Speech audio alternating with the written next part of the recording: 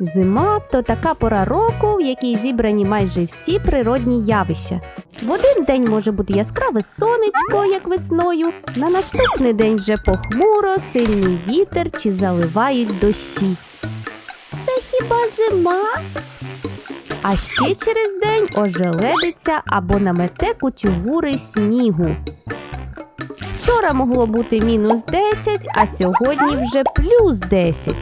І до такого різкого перепаду температур вже наче всі звикли. Нас взагалі зараз важко чимось здивувати. Нічого дивного. Найважче завжди було зрозуміти, що треба в таку мінливу погоду одягати.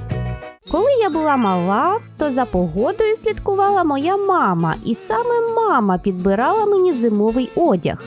І десь приблизно так я виглядала взимку.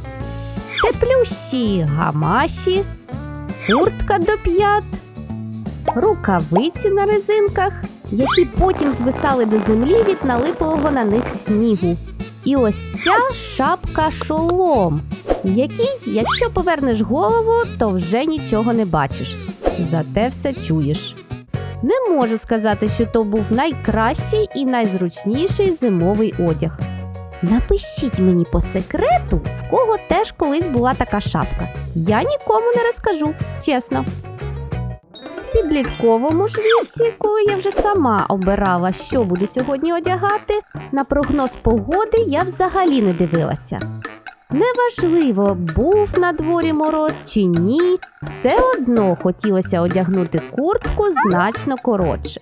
І ніяких тобі гамаш. А де твоя шапка? Ну, мама. І я от не пам'ятаю, щоб я тоді мерзла. Напевно, мене гріла сама думка, що я така гарна і модна. Зараз, будучи дорослою, перед виходом на вулицю я обов'язково дивлюся погоду в смартфоні, де розписано все погодинно, коли яка температура та яка вірогідність опадів. І здавалося б, розвиток технологій і все таке, погода має відображатися чітко, але й тут можуть бути сюрпризи. От, наприклад, написано «Температура повітря +2». Морозу нема, тепло, можна шапку не вдягати. Виходиш на вулицю, а там...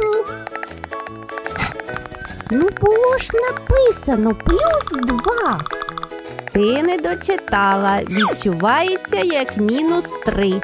Що? Або ще така ситуація. Так, сьогодні +2. Ой, знаю я ваше +2. Піду краще додаткову кофту піддіну. Ну що знову не так? Так написано ж, відчувається як +7. От навіщо взагалі писати ті градуси, якщо відчувається все зовсім по-іншому?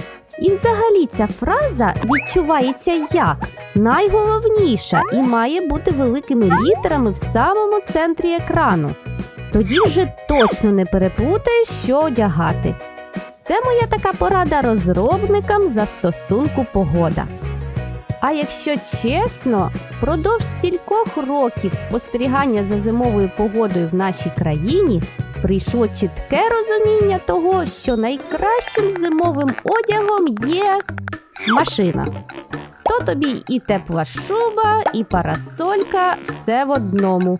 Але не кожному це по кишені. Тому слідкуйте за прогнозами погоди, вдягайтеся тепліше і не хворійте. Всім па-па!